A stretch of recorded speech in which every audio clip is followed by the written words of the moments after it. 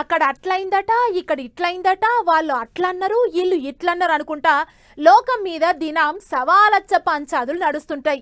అన్నీ చూసి చూడనట్లు పోతుండాలి.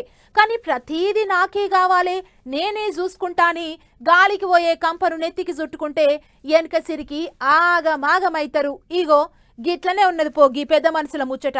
చూడుండ్రి ఏం నడిచిందో.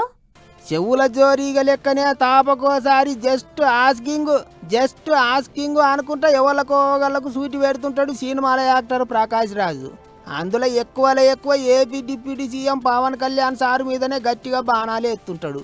గిట్లనే ఇప్పుడు ప్రశ్నిస్తే అరెస్ట్ చేస్తారా, ప్రజాస్వామ్యం అంటే గిదేనా అన్నట్టు ఏపీ సీఎం డిప్యూటీ సీఎం మీద ఇంటర్నెట్లో కామెంట్లు రాసిండు.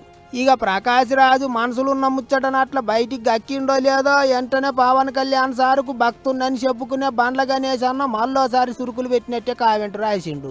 ప్రశ్నిస్తాం అనుకుంటా ఎట్టబడితట్ట మాట్లాడితే మరి ఎవరైనా ఏం చేస్తారా అన్నట్టు కామెంట్ రాసిండు బండ్లన్న.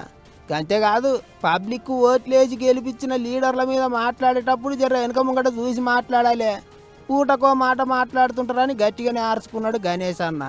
గిట్లనే నడమ జనసేన అని తెలంగాణకు వస్తా ఎలక్షన్లలో పోటీ చేస్తా అన్నప్పుడు కూడా ప్రకాష్ రాజు కాయగొరుకుడు మాటలు మాట్లాడిండని బండ్లన్న బగ్గ కోపానికి వచ్చిండు. ప్రకాష్ రాజు పవన్ సార్ మీద ఎప్పుడు ఇంటర్నెట్ గుట్లే కామెంట్ రాసినా సరే బండ్లన్న బగ్గు అన్నట్టే మండుతాండు.